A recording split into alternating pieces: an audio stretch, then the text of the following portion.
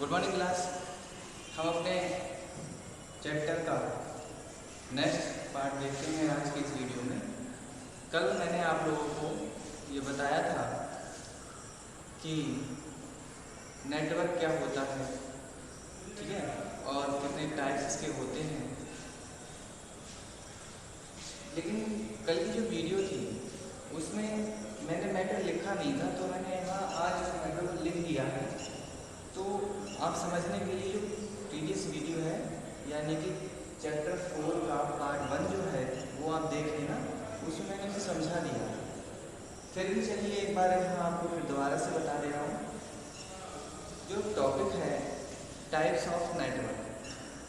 Network 3 प्रकार के होते हैं, लैन, मैन और वैन, यानी कि local area network, metropolitan area network और वाइड एरिया नेटवर्क। तीनों अपनी अपनी रेंज के हिसाब से डिवाइड किए गए हैं। दूसरा इसका जो पॉइंट है वो है एडवांटेज ऑफ नेटवर्क। अब नेटवर्क के क्या क्या एडवांटेजेस हैं मैं कल की वीडियो में आपको बता दिया था, फिर भी इसके कुछ एडवांटेज यहाँ लिख रखे हैं, जैसे हार्डवेयर शेयरिंग साझा करना है। हार्डवेयर शेयरिंग यानी कि आपने कोई नेटवर्क में डिवाइस जैसे प्रिंटर, स्कैनर या स्पीकर वगैरह जो रखा है तो उसको हम नेटवर्क में साझा कर सकते हैं। सॉफ्टवेयर शेयरिंग, आप किसी भी सॉफ्टवेयर को लेकर कोई कार्य कर सकते हैं। तीसरा है डाटा स्टोरेज, यानी कि आप एक ही डिवाइस पर अपना डाटा अपलोड कर सकते हैं। कम्युनिकेशन है, कम्युनिकेशन भी मैंने प्रोसेस आपको बड़ा अच्छा एग्जाम्पल दिया था कि एक 1 by 1 कम्युनिकेशन करना और एक ग्रुप में कम्युनिकेशन करना, तो ये क्या होता है, ज़्यादा फास्ट होता है ग्रुप में कम्युनिकेशन करना। तो हम ये भी कर सकते हैं। इसका एक और पॉइंट था विश्वसनीयता, ठीक है। तो नेटवर्क जो होता है वो ज़्यादा विश्वसनीय होता है। अब इसके आगे का पार्ट देखेंगे। आगे के पार्ट में आज आपको बताया जाएगा कंपोनेंट्स ऑफ नेटवर्क, यानी कि हम जो नेटवर्क बना रहे हैं उनमें किन किन कंपोनेंट्स की आवश्यकता होती है।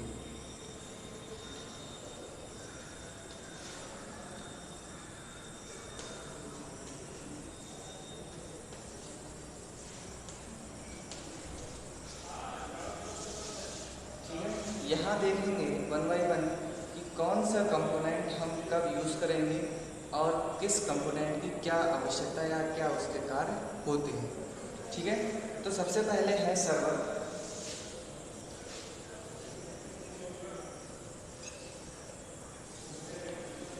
सबसे पहले सर्वर और सबसे मेन।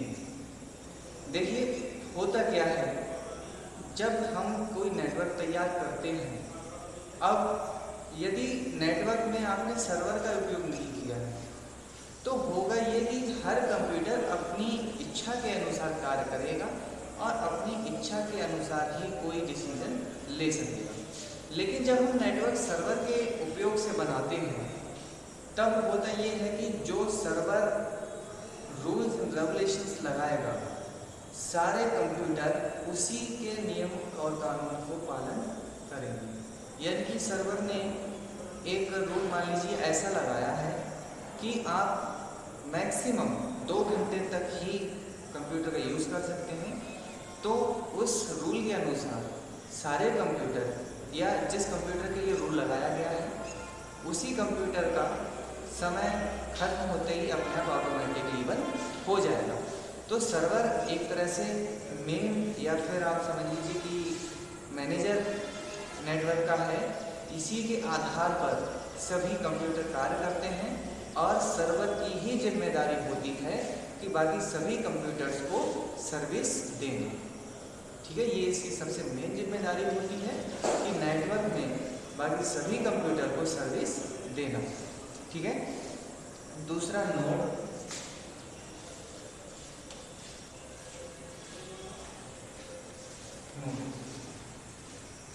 नोड कोई नया शब्द नहीं है वैसे देखा जाए तो। जो भी कंपोनेंट्स या जितने भी हार्डवेयर डिवाइस या जो भी पेरिफेरल डिवाइसेस आप नेटवर्क में जोड़ेंगे वो सारी डिवाइसेस नोड कहलाएंगे।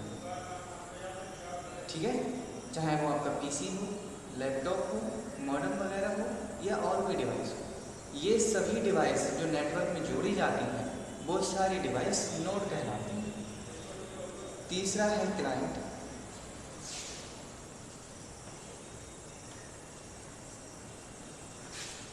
अब मैनेजर होगा, मान लीजिए बिजनेस कर रहे हैं, बिजनेस करते हैं तो फिर अपने क्लाइंट भी बनाते हैं। क्लाइंट से क्या होता है कि हमारा व्यापार बढ़ता है। तो ऐसे ही जो कंप्यूटर हम उसमें जोड़ेंगे, यानी कि जो हमारी सर्वर से सर्विस लेंगे तो वो क्या कहलाते हैं, क्लाइंट।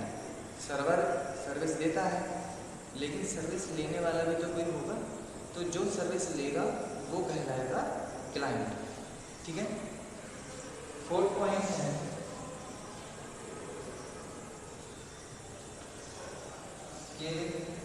केबिल का मेन रोल रहता है नेटवर्क बनाने में।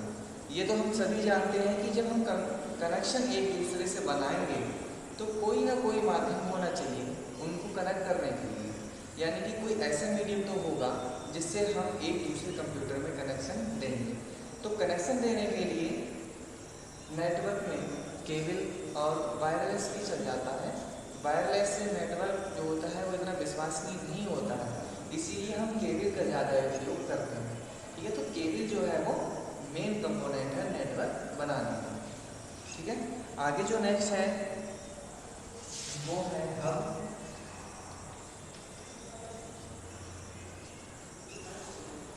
ठीक है, हब एक ऐसी नेटवर्किंग डिवाइस होती है जो एक समय में कई सारे कंप्यूटर को कनेक्ट करने की अनुमति प्रदान करती है।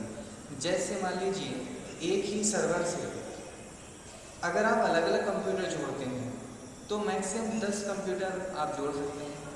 उसमें आप एक्सटेंशन कार्ड वगैरह लगा लेंगे या NIC कार्ड आप लगा लेंगे तो मैक्सिमम अगर उसमें 5 कनेक्टर्स हैं तो 10 हो जाएंगे, 2 लग जाते हैं। लेकिन आपको लगाने हैं 100 कंप्यूटर, तब आपको इन नेटवर्किंग डिवाइसेस की आवश्यकता होगी जिसमें आप हब या स्विच का उपयोग कर सकते हैं। यदि आगे नेक्स्ट आया हब और स्विच के बारे में बताने का डिस्कशन आया तब मैं इनकी विशेषताएं बताऊंगा, उनके कार्य को भी समझा दूँगा। फिलहाल आप ये समझ लीजिए जो हब है वो हमारे नेटवर्क को बढ़ाने के लिए उपयोग की जाती है। हब जो नेटवर्किंग डिवाइस होती है इसमें 48 कनेक्टर होते हैं, यानी कि एक बार में हम 48 पोर्ट इसमें जोड़ सकते हैं। ठीक है, नेक्स्ट जो है 6NOS यानी कि नेटवर्क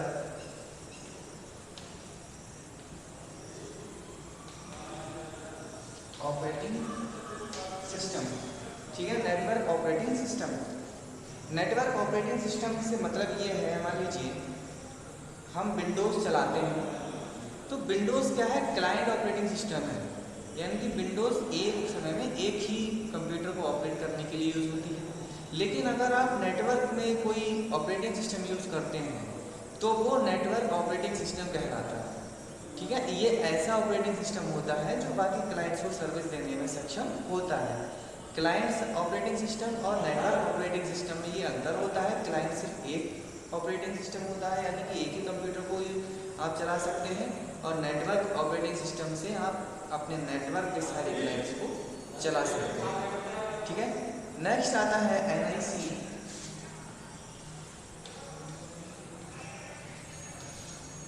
इसकी फुल फॉर्म होती है नेटवर्क इंटरफेस कार्ड, जिसका डिस्कशन अभी मैंने आपके सामने किया था। इसका काम होता है कंप्यूटर को नेटवर्क को ब्रॉडकास्ट करने का, यानी कि नेटवर्क को बढ़ाने का।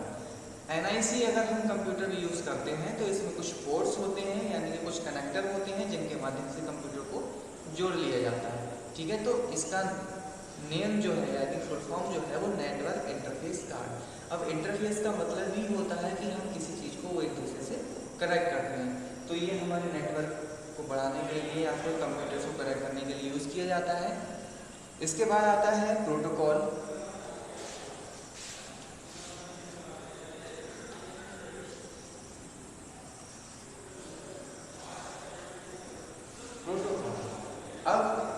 सभी जानते हैं कि देश हो या कोई संस्था हो या किसी प्रकार की एप्लीकेशन या सोशल नेटवर्किंग साइट हो, हर जगह रूल्स अवश्य होते हैं, क्योंकि बिना रूल्स के कोई भी कार्य पूर्ण रूप से सही नहीं चल पाता।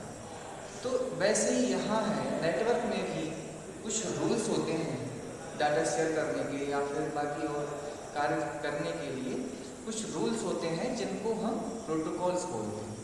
प्रोटोकॉल्स का अर्थ होता है रूल्स एंड रेगुलेशंस। तो यहाँ जो नेटवर्क में हम डाटा शेयर करने जा रहे हैं या किसी को कनेक्ट करना है, किसी को हटाना है या कोई और इन्फॉर्मेशन शेयर होती है, तो वो एक प्रोटोकॉल के माध्यम से रिजॉल्व की जाती है, यानी कि एक रूल्स के हिसाब से ही की जाती है। ठीक है, आगे देखते हैं ब्रिज।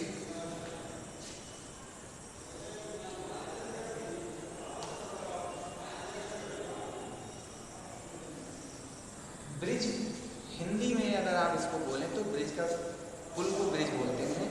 अब देखिए होता क्या है, मान लीजिए हमारे पास दो रास्ते हैं जो कि क्रॉस वे में हैं, एक इधर से जा रहा है और दूसरा उसके क्रॉस से गुजर रहा है। तब होता क्या है कि जैसे ट्रैफिक ज़्यादा इकट्ठा ना हो, जाम वगैरह ना लगे, तो उसके लिए रोड्स पर ब्रिज बना दिए जाते हैं कि यदि एक रोड नीचे से जा रहा है तो दूसरा ऊपर से होके गुजर जाएगा, जिससे कि जो ट्रांसपोर्टेशन होगा वो रुकेगा नहीं। तो ऐसे ही नेटवर्क में क्या होता है कि बहुत सारे जब कंप्यूटर जुड़े हुए होते हैं, तब हम आवश्यकता के अनुसार ब्रिज डिवाइस का उपयोग कर लेते हैं। और ये क्या करता है कि अगर डाटा कोई दूसरी डिवाइस भेज रहा है और इधर से कोई और अपोजिट डिवाइस डाटा को भेजता है, तब ये उनके जो डाटा को होता है वो बाईपास करके आगे एक दूसरे को फॉरवर्ड कर देता है, जिससे उन दोनों के डाटा में टकराव नहीं होता। ठीक है, बिल्कुल एक पुल की तरह का ही इसका कार्य होता है। आगे देखेंगे रूटर्स।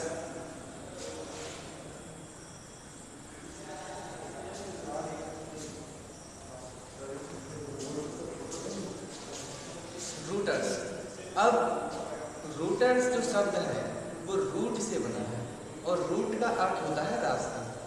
ठीक है, तो रूटर जो होता है इसका कार्य ये होता है कि जैसे मान लीजिए 100 कंप्यूटर्स हैं, अब पता नहीं कौन सा कंप्यूटर किस डायरेक्शन में जुड़ा है या किस के माध्यम से कनेक्ट हुआ है।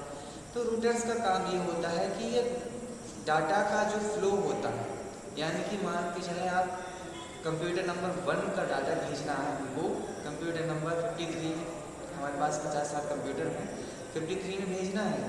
अब रूटर्स क्या करेंगे या राउटर क्या करेगा कि सबसे अच्छा रास्ता निकालेगा, जो सबसे आसान भी हो, सबसे पास भी पड़े डाटा को भेजने के लिए। अब मान लीजिए चलिए 50 कंप्यूटर्स में जो डाटा आपस में शेयर किया जाएगा, तो थोड़ी प्रॉब्लम तो नेटवर्क को भी होगी। तब रूटर अपना कार्य करता है कि ये देख लेगा कि मुझे डाटा सेंड करने के लिए कौन सा बेस्ट रास्ता रहेगा, यानी कि किस पाथ से डाटा को शेयर किया जाए जो सबसे उचित हो और सबसे अच्छा हो। तो रूटर्स का काम होता है कि डाटा को सबसे अच्छे और आसान तरीके से एक दूसरी डिवाइस तक पहुंचाने का। ठीक है, लास्ट में है उसके बाद है रिपीटर। चलिए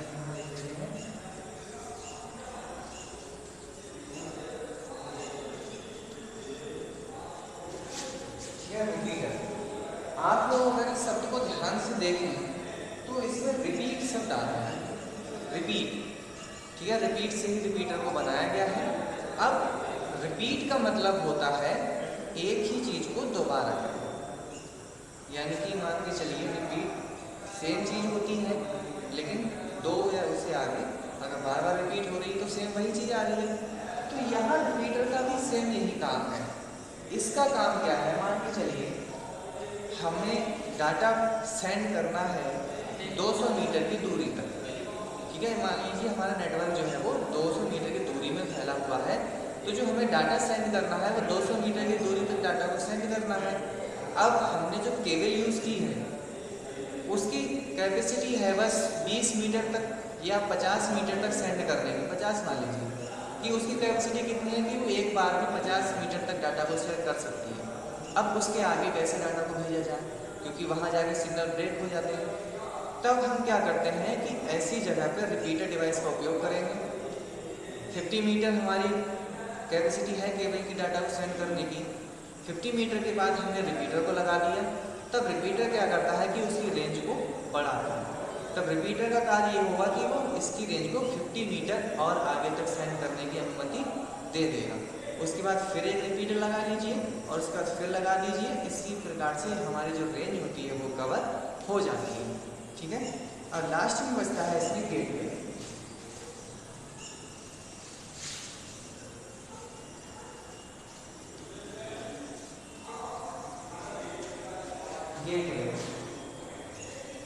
गेटवे जो होता है वो हमारे नेटवर्क का एक सिक्योरिटी गार्ड होता है। यानी कि जैसे कोई मान लीजिए इंस्टीट्यूट वगैरह है तो उसमें गेट पर ही एक पर्सन को बैठा देते हैं सिक्योरिटी गार्ड के रूप में, जो अंदर आने वाले और बाहर जाने वाले सभी लोगों को चेक करते हैं कि भाई कोई ऐसा ना हो कि जो नुकसान कर दें।